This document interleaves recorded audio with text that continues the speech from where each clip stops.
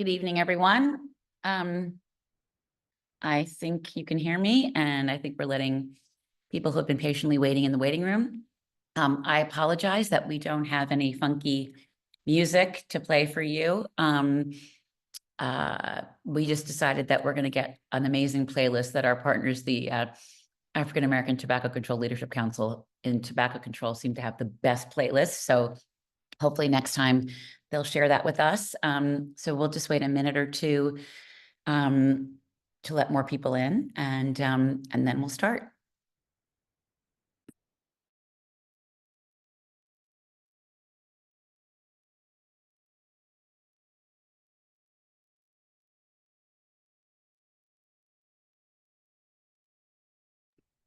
I feel like I should tell jokes, but hopefully you're in the right place where you intended to be, which is the dangers of vaping from Parents Against Vaping. And I think we'll start. I'm going to wait for the Wizard of Oz, who's working behind the scenes. Our wonderful team of Austin and Alyssa. I'll wait for them to give me the high sign of when we should start. I think we can go ahead and take it away, Meredith. It's the Wizard of Oz. Okay. Thank you, Austin, and thank you, Alyssa. Thank you to everyone for joining us tonight. I'm very proud to say, I think we have over 1,200 registrants for the final one of our 2024 core presentations, quarterly core presentations, The Dangers of Vaping, What We Know in 2024, brought to you free of charge by Parents Against Vaping e-cigarettes, Parents Against Vaping. I'm going to just make a shameless plug now and in more detail at the end that we hope you'll be able to support the work that we do. We hope you think it's important. If you didn't, you wouldn't be here tonight, spending an hour of your very precious time with us. So I hope you'll consider that, and we'll have more about that at the end. I guess it's 6:02, so we can go. Actually, before we go to the first slide, I just want to address what we were speaking about earlier today of how to present this. The quote, elephant in the room, the public health elephant in the room. Obviously, some of you may have heard there was a national election for president. And since that time, there has been a lot of talk about people who may be running health and human services and other areas of public health under a new administration. And I just want to bring that up to say that we are completely a nonpartisan, non-political public health nonprofit. Whoever is president, whoever is head of FDA, whoever is head of Health and Human Services, our priorities don't change and our messaging does not change. We are both an education and an advocacy nonprofit, and we educate parents about the dangers of vaping and tobacco use, and we advocate for ending all sales of flavored vaping and tobacco products. None of that changes, no matter who's in charge. So now that we've gotten rid of that question, which I was anticipating, we can go to the first slide, I think.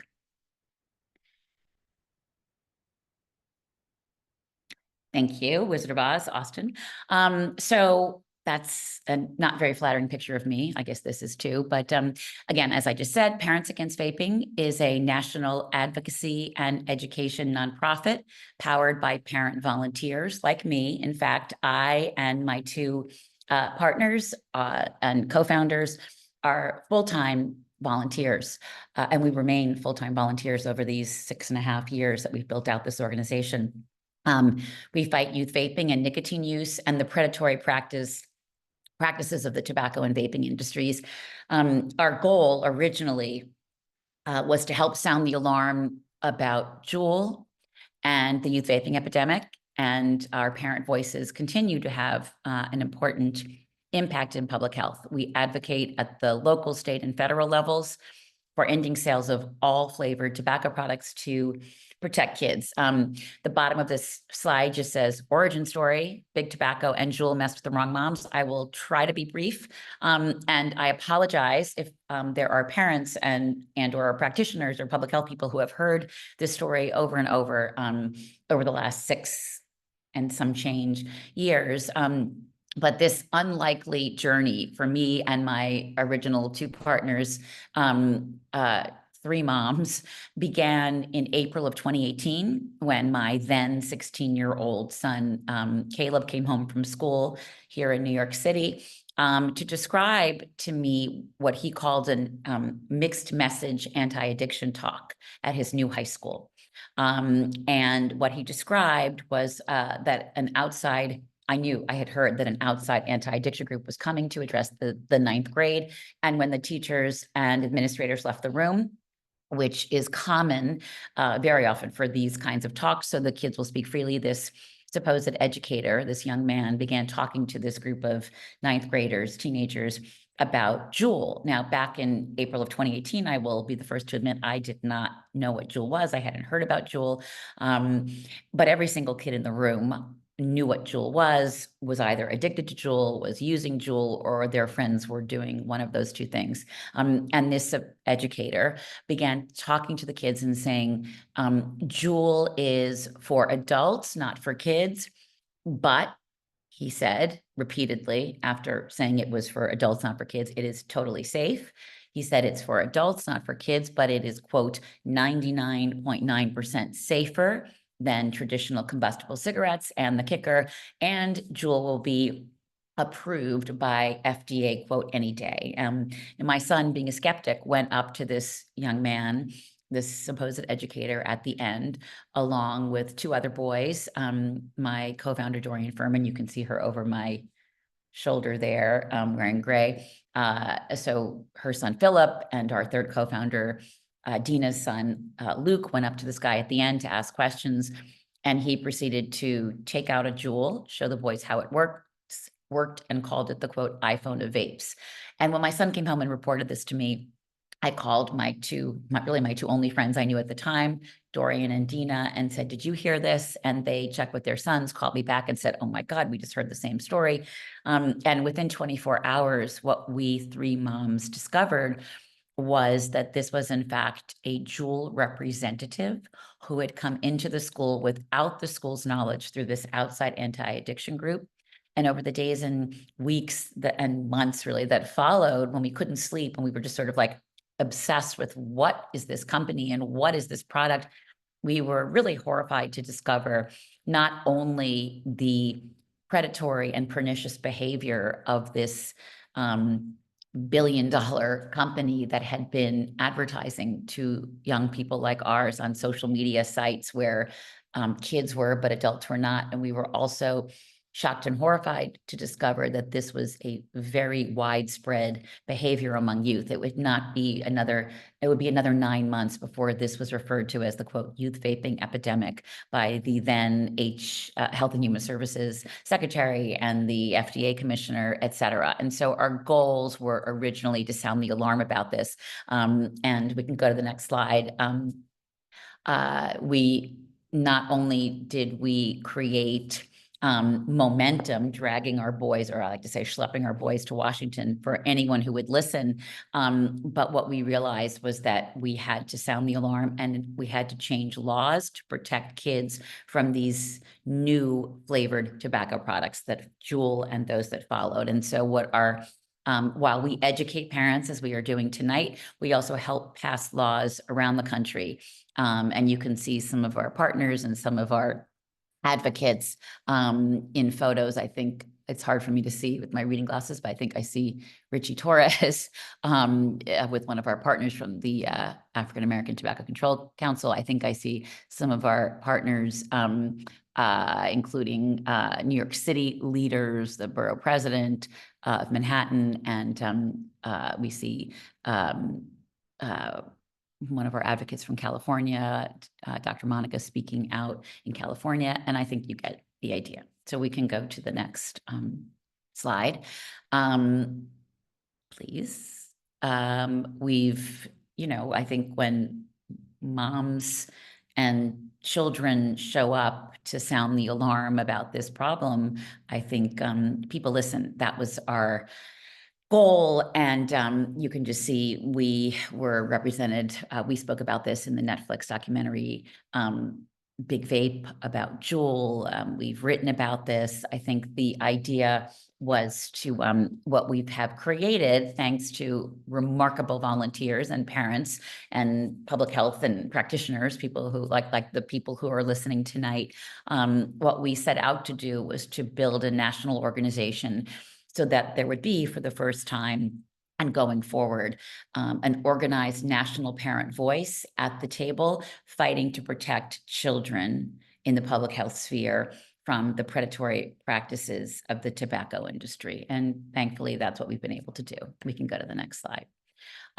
So in 2024, we are very pleased that some of the work that we and our many partners have been doing on this has been working, because the numbers this year in 2024 have gone down, which is fantastic. But we still have over 1.6 million teens vaping on a regular basis in middle and high school. That's a decrease in the total number of users, but anyone who's on this call, I believe, would agree, and any person of good conscience would agree, that 1.6 million kids, middle and high school students, using on a regular basis tobacco products is 1.6 million too many kids using tobacco. There is no safe tobacco product. There is no safe tobacco product, and there is certainly no safe tobacco product for kids. More than 1 in 4 of that 1.6 million kids are using these products daily, which suggests great numbers of addiction in that cohort. Almost 90% of those kids are using flavored e-cigarettes. And that should tell you everything you need to know about why our advocacy focuses on flavored vaping and tobacco products. Flavors hook kids. Some more numbers among current youth. Thank you for going to the next slide, The Wizard of Oz. Among current youth e-cigarette users, we also have, in addition to 1.6 million, there are additional millions of young people. More than 10% of young adults ages 18 to 24 are vaping. Now, when you consider that the legal age to buy and use, but certainly buy a tobacco product, is 21. And the gold standard is what we just discussed, the National Youth Tobacco Survey for middle and high school students.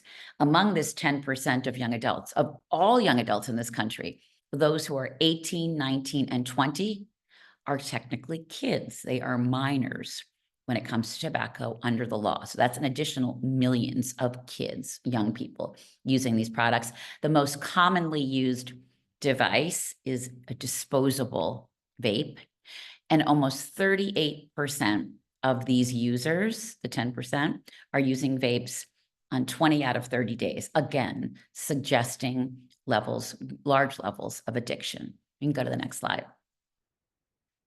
The saddest part of all of this is a generation of young people who would otherwise never have used nicotine and tobacco products. How do we know this? Because the use of tobacco products among youth was below 6% in 2019. Juul was introduced into the market shortly before that. So in 2019, you're really looking at the 2018 data. So the use of cigarettes, which even I, back in the day as a high school student, we all knew cigarettes cause cancer. They were bad for you. Only the quote bad kids would use them in the back parking lot, right? Because it was like a bad thing to do. But overnight, with the introduction of Juul and all of the bad actors that followed, you saw a complete shift in social acceptance of tobacco use. So in 2019, less than 6%, the lowest ever of teens were using combustible cigarettes.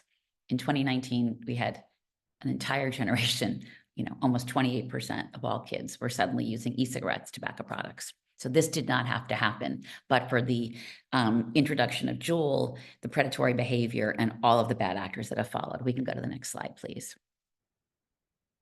So youth marketing, as I said earlier, what we discovered, we three moms, the original group, is that Juul, then it was just Juul, but very quickly it was many other products. They were going on social media and directly targeting young people on social media platforms with advertising and the use of influencers. And some of you may be familiar, having watched some of the video, some of the streaming content or the podcasts, et cetera, many of which feature our story, is that these companies directly focused on young people. And here you can see, I remember so clearly, because where it says the perfect mix, I remember during COVID sitting around the table with my 4 young children then. They're still young, but not as young, and receiving that in an email, because we signed up for every company we could find. That was Puff Bar. And it has a woman who seems extremely young, certainly below 18 or below. And it talked about, that particular email talked about sick of, sick of waiting for spring break, sick of parental texts. I mean, I don't know how many adults would be talking about receiving parental texts and spring break. You can see Elf Bar, that Kim Kardashian lookalike was from the original Juul Vaporize campaign. A lot of the information about Juul's predatory behavior came out in congressional testimony. I think I left that part out. We ultimately, with our young sons, Dorian and I, and our boys, testified before Congress at the 2-day Juul hearing, which really sort of blew everything wide open. And so you can read in the congressional testimony, or you can look online and read what we testified and what our partners testified about predatory behavior, specifically about the Vaporize campaign. So we can go to the next slide. Again, this is just sort of more, like that guy in the middle looks like he's 45 years old. Not, again, it was all about creating a viral sensation. And we have seen this continue on TikTok and other social media platforms, even though ultimately Juul, thanks to us and others, was called out for its targeting of young people via social media and the use of paid influencers, et cetera. So many companies have followed and continue, and now we see it on TikTok all the time. So that's what you're seeing there, and we can go to the next slide. We also continue to have a real problem about store displays and marketing. How do they market to young people? Windows, cash registers, eye-level displays in gas stations, convenience stores, and smoke shops. We knew none of this when we started on this journey as accidental public health advocates and activists, but there's a higher density of tobacco retailers near schools. I wonder why, with more ad exposure for children and more tobacco use, and higher density near schools in low-income neighborhoods and in neighborhoods with more people of color. I just want to point out, today was the release of a new Surgeon General's report. And in fact, that Surgeon General's report focused on the disparities in tobacco use and tobacco marketing. So if that's something that interests you, you can certainly go online and read. You'll read a lot of articles tonight and tomorrow about the Surgeon General's report, but about this issue of disparity. And basically what it focuses on is the long history of the tobacco industry focusing on marketing directly to people of color and other groups that they perceive as, quote, priority populations. It is no accident. We can go to the next slide. Again, how many times can I say predatory tobacco industry targeting? As many times as I can. That is the crux of the matter. It is largely through the exposure of internal tobacco industry documents from, quote, the old days of cigarettes and of the Master's Tobacco Settlement in the 90s, and also thankfully, with the Juul settlement now. But we know that the tobacco and vaping industries have specifically targeted, again, what they would call, quote, priority populations, LGBTQI plus populations, former military veterans, low-income neighborhoods, rural populations, racial and ethnic minorities, American Indians, people with mental illness, and children. So we're talking about an industry whose endless and enormous profiteering is rooted in its preying upon some of the most vulnerable groups in our society. I have no idea how people who work for the tobacco industry, then, now, and in the future, can live with themselves or sleep at night. And yes, I am being smug about that as a mom, as a full-time volunteer, because there's no amount of money the tobacco industry could ever spend that could have more authenticity, and we hope and we try to work on more power and more influence than the voices of parents who are fighting to protect their kids from these profiteers of blood money and tobacco products. Next slide, please. We can talk a little bit, and there's a lot, and many of our partners are really hyper-focused on this, and we want to amplify their voices and their work and work together with them. There is a historic and very well-documented history of the tobacco industry's targeting of Black Americans through the use of menthol cigarettes. 81% of Black smokers use menthol cigarettes, including 89% of those ages 12 to 17. Again, this is not an accident. We know this from the tobacco industry's own documents and from some of the amazing research of some of our partners I mentioned earlier. The African American Control, the AATCLC, African American Tobacco Control Leadership Council, and also the Center for Black Health and Equity, and many others around the country. Menthol amplifies nicotine's addictive properties. It makes it easier to initiate tobacco use and harder to quit. FDA banned the use and the sale of all flavored cigarettes in 2009, with the very unfortunate and serious exception of menthol cigarettes. Why? Because, as my late mother would say, money talks, baloney walks. I would recommend you go to savingblacklives.org. That is the AATCLC's website. And there's a remarkable film. There's actually a new version of it by a young filmmaker whose name just escaped me, Lincoln, whose last name I apologize, we can put in the chat. But it is called Black Lives, Black Lungs, and Black Lives, Black Lungs, The Journey of a Stolen Leaf. Maybe one of my colleagues could put the name of the young filmmaker and activist advocate into the chat for us. We can go to the next slide. So why are these poisonous flavored products still available to our kids?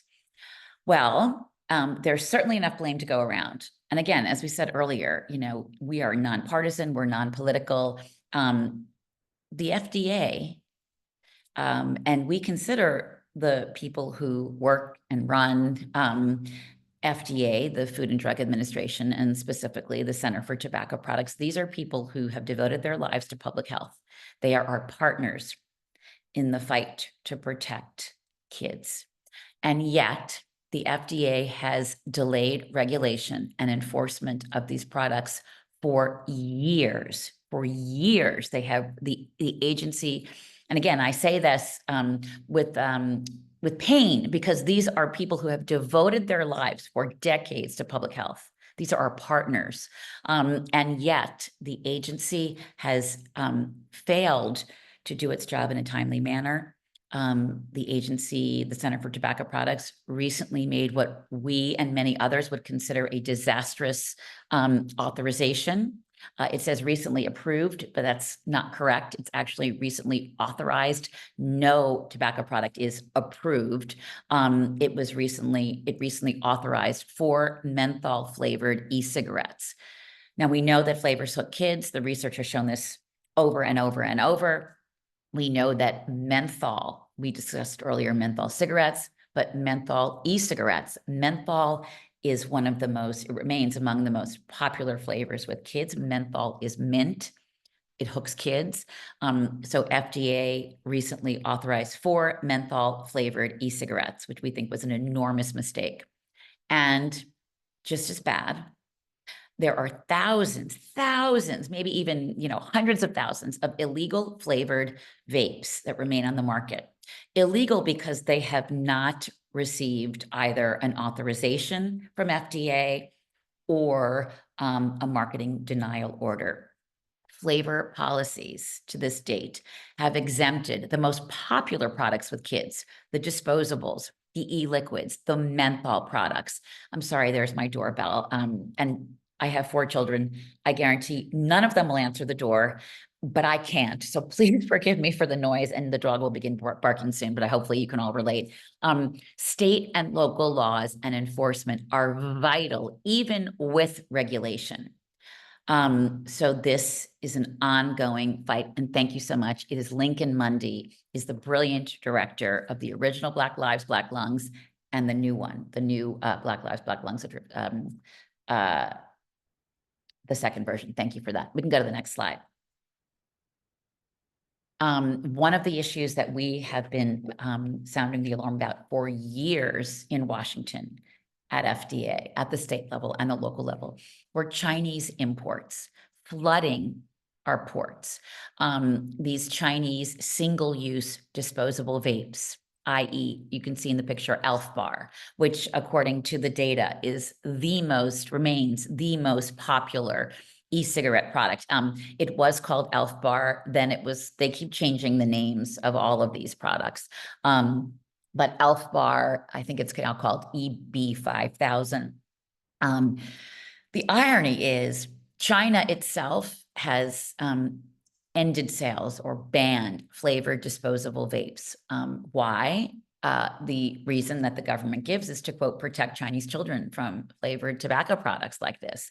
And yet these companies have been able to manipulate our own federal government's regulatory mistakes and delays, the repeated blowing off of federal court-ordered deadlines that FDA has done. So these companies have taken advantage of our federal delays and failures to addict our kids to these products. Chinese factories can change packaging and names of products literally overnight to avoid the regulation at the border. We are appreciative, and thanks to our efforts and those of our partners, and making lots of noise about this, that the FDA has partnered with Customs and Border Patrol for a multi-agency task force to seize these products at the borders. I think, for example, and there may be, this is December 2023, but I'll give you this as an example. FDA seized 1.4 million units of illegal e-cigs at LAX. But I don't want to say too little, too late, because we very much appreciate this task force and what it is tasked with doing. But it must continue to act, and it must continue to act quickly and even stronger to get this crap away from our kids. Next slide, please. That's a technical term, this crap. Teen favorites, the disposable devices, among the most popular brands with teens. I mentioned EB5000, which, the disposable formerly known as Elf Bar. There's Lost Mary, Raz Vape, Geek Bar, Flume Pebble, Tyson 2.0. Thank you so much, Iron Mike. Great seeing you fight the other night. Thank you for licensing your name to these flavored products that are hooking kids. We can go to the next slide.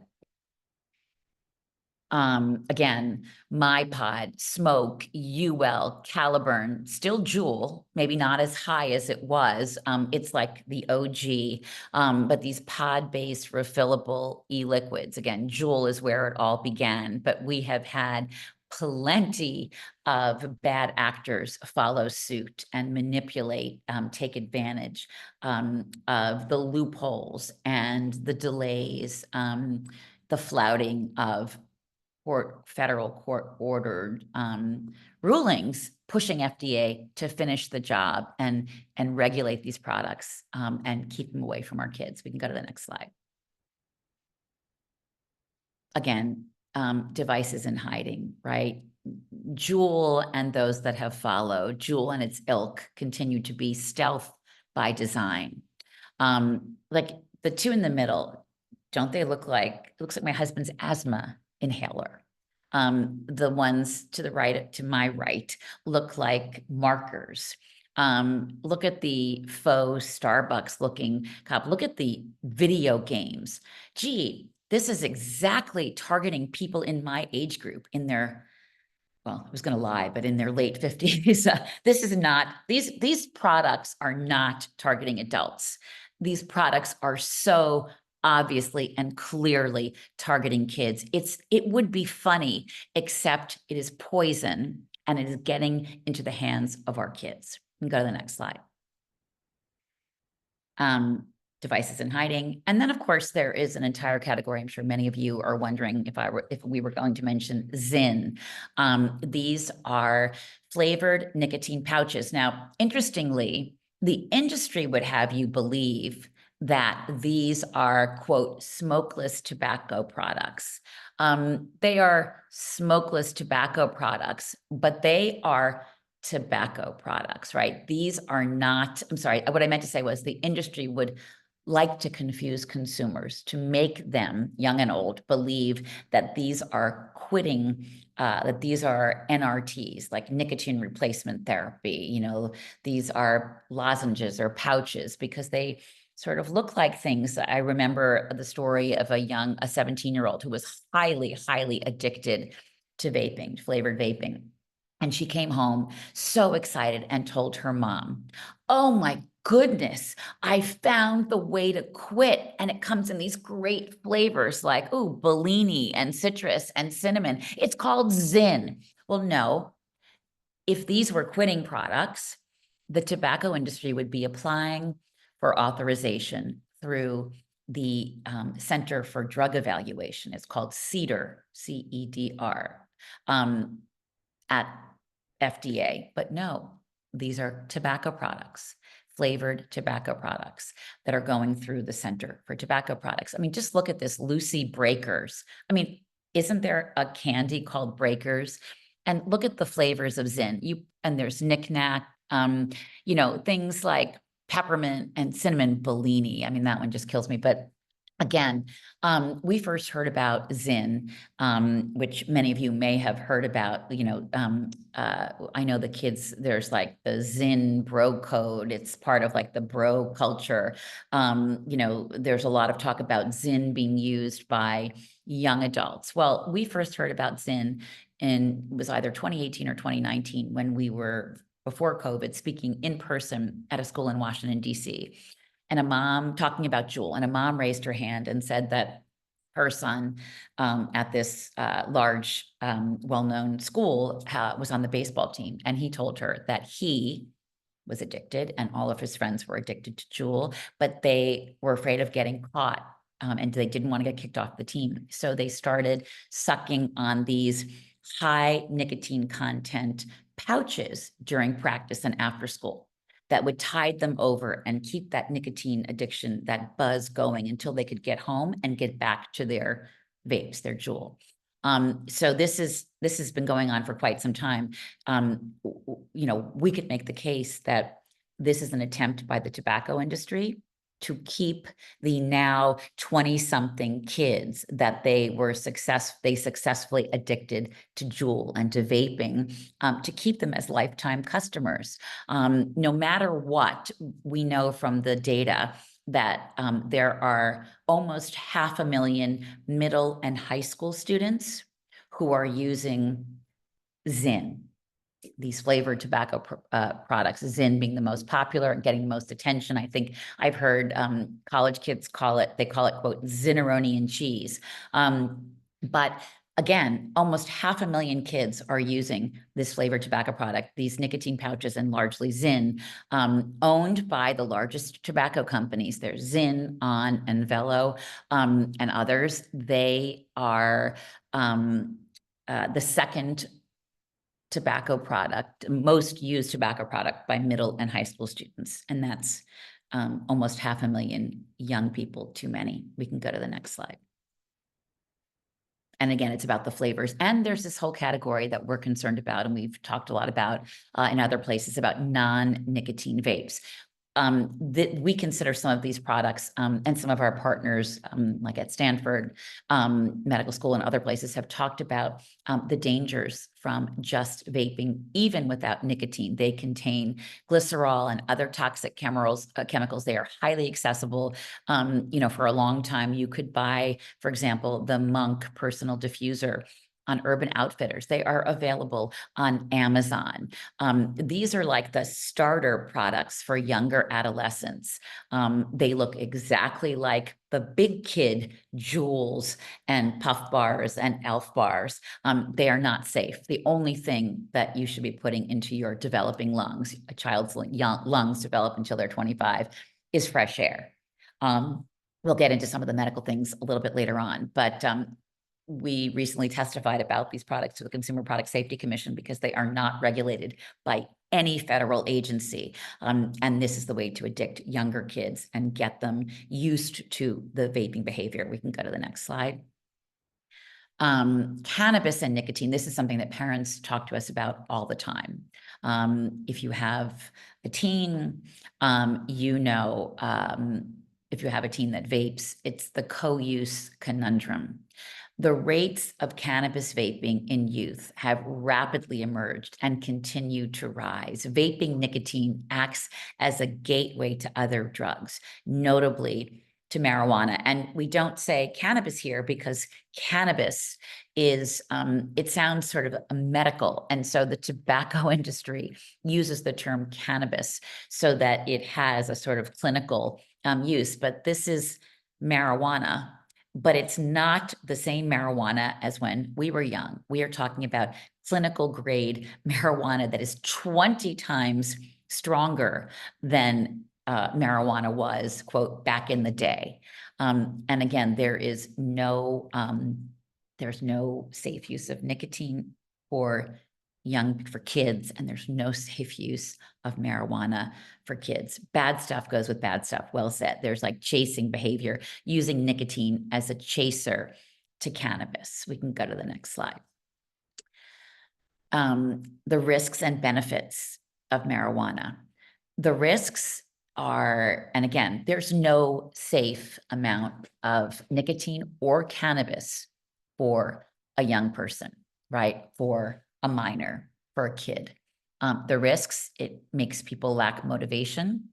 It decreases academic performance. It creates problems at home. It can increase the risk of serious mental illness. I know there have been several studies that are emerging about a link between, if you have mental illness in your family, any schizophrenia in your family, you are at a much higher risk of mental illness from heavy cannabis use and unhealthy outcomes. The possible perceived benefits by youth: it feels good, it helps with stress and anxiety, it helps with sleep, it makes time go by faster, it helps me forget about my problems. This is such a slippery slope. We have in the past used the term that's often used about nicotine, that it is I think we may come to this later, but just in case, it is a, quote, gateway drug, which means that nicotine reprograms the impulse center, the prefrontal cortex of the developing brain, which develops until also 25 or 26. For further addiction. And this is the first place that kids often turn. We can go to the next slide. So symptoms and health effects, again, of marijuana or weed. I don't like the term cannabis because it's used by the tobacco industry, and anything that the tobacco industry is using with regularity is like a major red light that there's a reason why to addict kids. Red eyes, dry mouth, nausea, impaired motor coordination, increased heart rate, a delayed reaction, increased appetite, quote, the munchies, muscle relaxation. Withdrawal symptoms include cravings for more cannabis, anger, aches and pains, depression, inability to concentrate, sleep disturbances, etc. We could go to the next slide. What we're talking here about e-cigarettes. I'm switching back from cannabis, and I just want to make that clear. This slide is about e-cigarettes.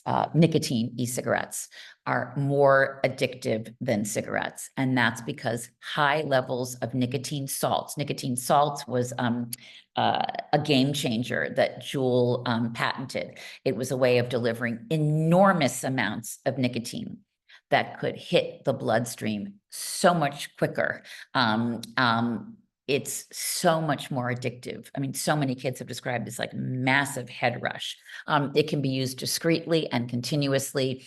The average nicotine in one device, for example, as we used to say, in one Juul, is the same amount of nicotine as in 1 to 2 packs of cigarettes. Some contain as much nicotine as you would find in 20 packs of cigarettes, which sounds impossible, but it's not, which is so sickening. Again, combustible, old-fashioned cigarettes. The nicotine is from burning tobacco leaves. You have to go outside to smoke. Your parents can always smell it on your clothes. It's got portion, quote, portion control, harsher to inhale.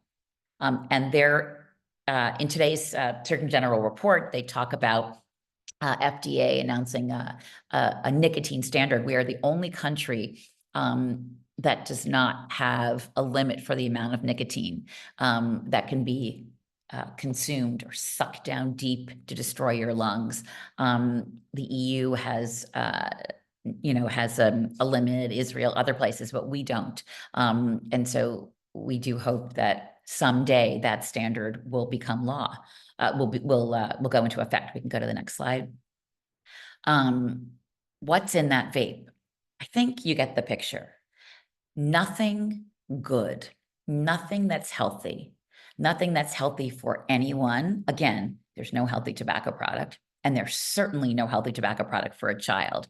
The red, it's what our FDA these are the known harmful and potentially harmful substances. What is so terrifying is because the flavor formulas have been proprietary, there is the very real real world potential for several of these red known harmful substances connecting with other harmful or non-harmful substances and creating a third unknown harmful substance, including carcinogens. So I think you get the picture, like you should not be inhaling nickel or cadmium or cobalt or acetone, which you find in nail polish. None of these things, even the ones in black that are considered, quote, safe, like propylene glycol, which can be included in food.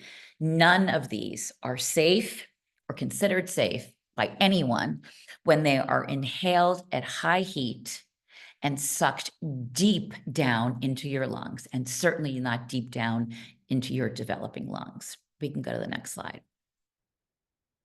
How does vaping affect the body, the brain? And again, we're talking about, we're always focused on kids, but for the brain, highly susceptible to addiction, mood disorders. It can worsen anxiety and depression. There is, again, for kids, as we said earlier, the rewiring for further addiction.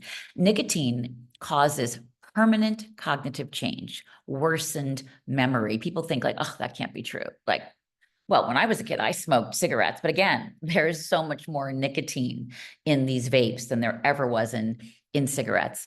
It can affect your processing speed, your impulse control, your lungs. Again, your developing brain, your developing lungs.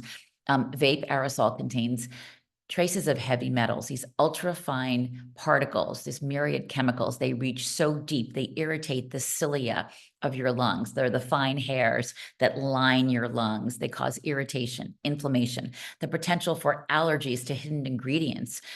We've had people say, well, I had no idea I had I had an allergy to nickel or cadmium until I got very, very sick with the lung illness because I was sucking on vapes where traces of the nicotine and nickel and cadmium, in addition to the nicotine and the flavorings, went deep into my lungs.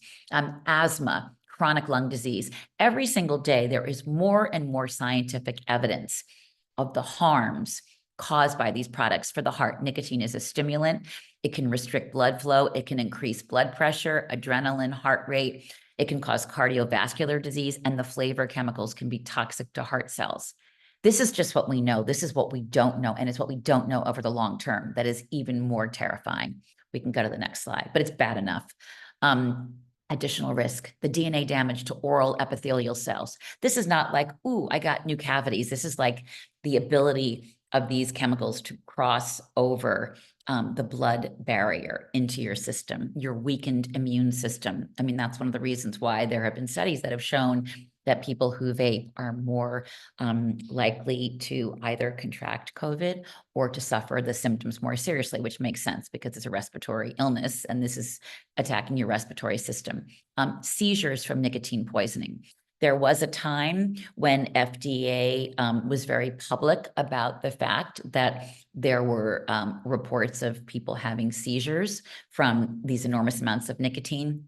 The industry would like you to believe that that's no longer an issue, but if you dig deep into the FDA files, you will see that they have decided that they don't know for sure why these seizures continue to happen, and we get reports about this often. Gastrointestinal issues and weight loss, the kids call it Nick sick, the negative impact on the mouth microbiome, raising blood sugar, prediabetes. Again, I mentioned the COVID. And one thing that has been known from the beginning, sort of in theory, but we now have seen play out, that youth who vape are more likely to start smoking cigarettes. Some kids have even reported to us, and their parents have reported to us, that the use of cigarettes for some kids who ultimately are so addicted to vaping that they're desperate to cut back because cigarettes have less nicotine. The cigarette, which is so destructive to your lungs, almost becomes, if you're trying to hold back, either because you need so much nicotine to keep going, the more you get, the more you need, or because you're trying to cut back. And you know that nicotine has less, I'm sorry, that cigarettes have less nicotine than vapes. It's really sick. We can go to the next, literally it makes people sick. We can go to the next slide. Why do teens vape? They vape because of flavors. Again, we said earlier, among high schoolers who use these products, 90% use flavored products. A quarter of those 90%, so we have one, almost, 1.5 million, I think, or so, 90% of those are using flavored products. A quarter of those are using flavored products with mint and menthol. And that's why we're so outraged that FDA would authorize menthol e-cigs. It's an enormous mistake when there's so much research, even coming from its own leadership over these last few years, that menthol hooks kids. Youth targeted marketing, accessibility, affordability, how discreetly they are shared, shipped, and delivered. Despite online age gating, there's not enough enforcement. We can go to the next slide. Again, more reasons, the social norms, the social pressure. This is the quote, everybody's doing it. When kids say that, you're always like, oh, it feels like everybody's doing it. But in this case, the social norms have shifted. And so this is truly, it remains an epidemic when you consider that at its height, when there were, I think almost, let's say, I believe the highest number was somewhere close to 5 million. And I'm going to let my wonderful colleagues rein me in if I'm incorrect about that. But I believe that was at one point the number when we were starting out over the first couple of years. It really was, it felt like, and it almost was, quote, everybody was doing it. And if you were 1 in 3 or 1 in 4 that was doing it, but you were those that weren't doing it, you felt social pressure. to do it. So there's heightened stress, anxiety, depression, substance use and mental health connections, self-medication, the head rush we mentioned from the nicotine kick, extremely high addictiveness. And even though there's been so much messaging, which we and our partners are very proud to have participated in, there is still for young people a perceived, quote, lower risk of these products compared to others. We could go to the next slide. Again, hidden in plain sight. I think we alluded to this before. This is a little repetitive, but why do they do it? Because they can get away with it. Even now, we can go to the next slide. Yep, those are the ones. It looks like nothing. 10 signs of teen vaping. This is the one that I wish had existed when we started out. It didn't. So we're the ones who had to put it out there for the first time. The secretive attitude, the closed door, frequent excuses to go to the bathroom or go outside, a sweet smell, a use of candles or room freshener to disguise the smell. I remember my son and his friends at his new high school back in 2018, in the fall of 2017, before this presentation I described in the spring of 2018, I remember he would be in his room in our apartment and I would hear like the chime of the window alarm as they opened the window. And I would think, oh my God, what are they doing in there? Like, are they smoking pot? Are they smoking cigarettes? And I'll date myself. Some of you might remember the opening of the Mod Squad where they would like rip open the door, these narcs, and I'd be the mom narc. And they would just be sitting there smiling. I didn't smell anything. I didn't see anything. Again, that my son asked for an incense burner. I thought, oh, he's so spiritual. No, these were kids who were using these products that were stealth by design. And so these are still signs. Dry mucous membranes from the propylene glycol that affects your nose, your throat, your mouth. Again, as we saw in the earlier slides, unusual items like colorful plastic caps, USB drives, small highlighters or pens. We can go to the next slide. Changes in sleeping patterns, a raspy cough, a lung infection, chest pain, shortness of breath, pneumonia. This hasn't changed since we started. Kids who were amazing athletes suddenly, couldn't walk a half mile. They were, star soccer players or tennis players or basketball players, and they were huffing and puffing like they were, elderly on a hot day hiking in the Grand Canyon. And I'm not making that up. That's the change that happened rapidly. A heightened caffeine sensitivity, a jitteriness, anxiety, irritability, mood swings, anger. Now, it is true that some of these, especially I would say number 8, could describe many teens, many menopausal people as well. The idea is it's a sudden change, and a sudden change with real intensity. Number 9, a changes in eating habits, nausea, again, this nick sick, enormous weight loss, unknown or increased spending or deliveries. When your child suddenly seems different. And so it's not to say that if your child suddenly seems different, they're vaping, but you want to be aware. You want to understand what the signs are. And we can go to the next slide. Because the real question is, how do I talk to my child about vaping? You have to prep for a conversation. This is not easy. You want to come from a place of understanding and support. And we always say, remember, we're talking about a multi-billion-dollar industry with decades of experience in hooking vulnerable communities, young people, to their poisonous, addictive products.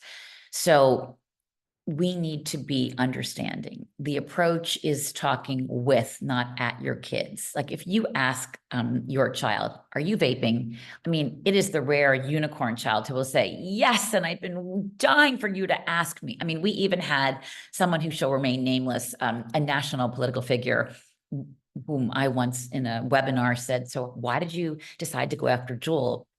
And he actually said, because I found Juul in my house and my kids told me it wasn't theirs, it belonged to one of their friends. And I thought, one of their friends. So it's more like finding the right time to talk to your kids, asking them questions like, I hear a lot about vaping. Like, what happens when you go to the bathroom? Are kids vaping in school? Asking them directly. Again, if you find something on them, I could see, what's this? I've heard about this. Like, what is this? As opposed to, is this yours? We can go to the next slide. It's not that it's not to say that there are no boundaries, that there are no rules. The idea is to talk with and listen to your child. You want them to know that you will be their advocate. You want to model behavior. The easiest thing you can do to hopefully prevent your child from starting to use these products is do not smoke or vape. But if you do, you are an adult and that is your choice, your decision. And we're not going to waste time judging you for that. But we do believe you should not do it in front of your child because you don't want to normalize the behavior. You want to help your child practice role playing. I mean, we've heard many parents say that their kids have said, well, I go into the bathroom and like someone offered me a vape and I don't know what to say. And parents have said things, I've said this to my own kids, to say, oh God, my mom would kill me and she would find out. She could figure it all out. So I can't, give them some kind of excuse or, oh, I have asthma, I can't. Whatever it is your child needs to either refuse if they're offered or feel good about refusing. You want to encourage them to have conversations about this. If they don't feel comfortable talking to you, then talking to other trusted adults, whether it's someone at your church or your mosque or your synagogue or at school or in Girl Scouts or Boy Scouts or whatever it is.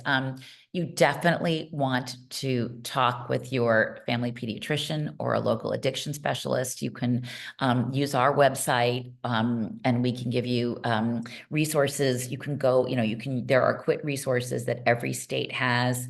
Many of them include our website as a resource. You can go online. Can you go back to the slide for 1 second? I know I've got to wrap it up. I just want to say one thing. Go easy on yourself. Again, we believe in rules and boundaries, but go easy on yourself. It does not mean you are a bad parent if you find that your child is using these products. And it doesn't mean that you have a bad kid. We have to remember our kids were targeted by an industry. We believe in what we call alternatives to suspension. Kids should not be punished for addiction. They should be partnered with for addiction to help them solve it. We can go to the next slide. Thanks. Supporting your teen to quit.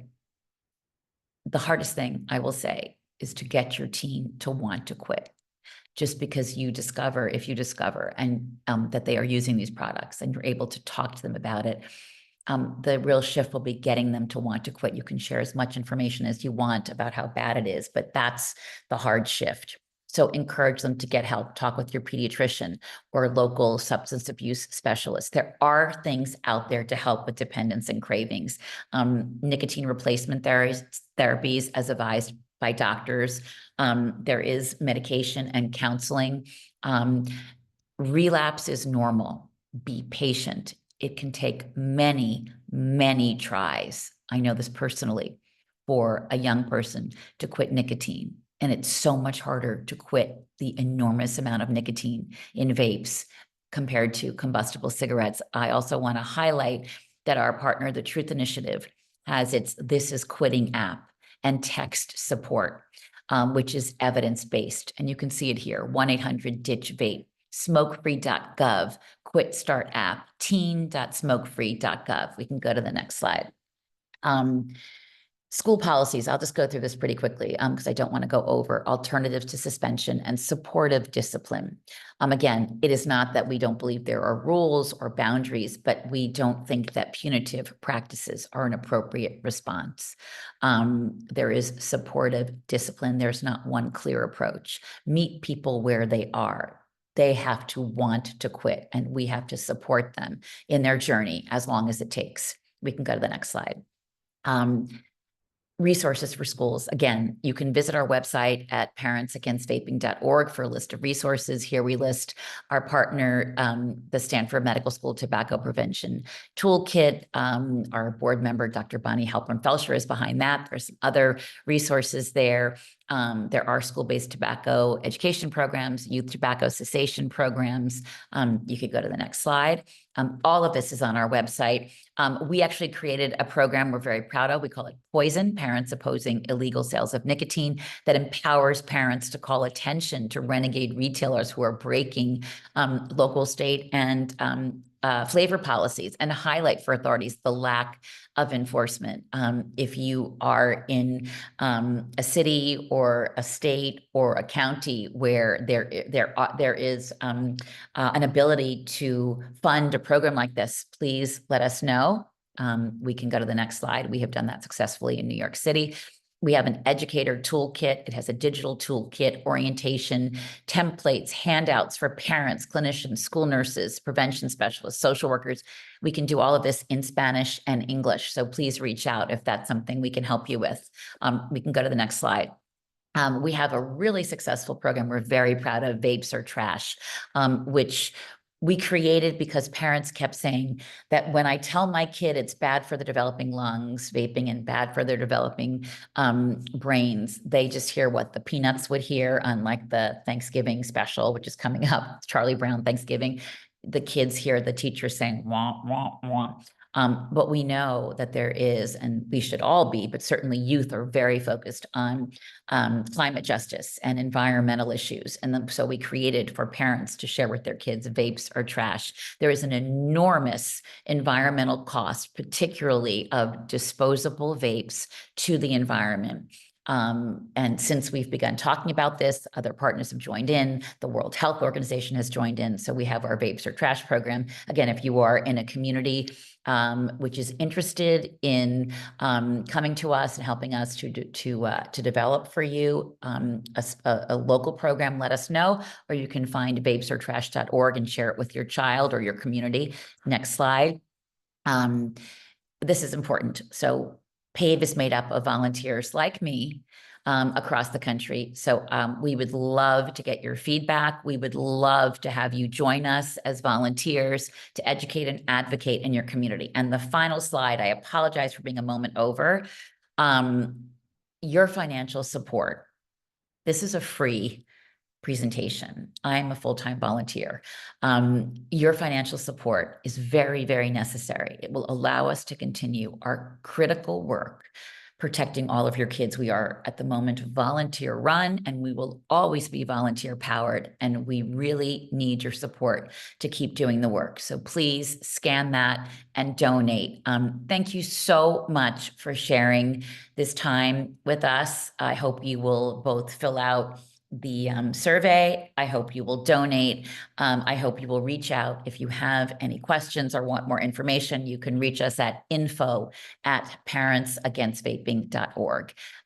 Thank you so much again. And remember that every step a parent takes, whether it's just signing on tonight, whether it's when you get our the tape of this, whether it's sharing it with a friend or your school or a community, every step a parent takes matters. You can follow us, please, on Instagram, on X, and on Facebook, where we have a really powerful parent support group.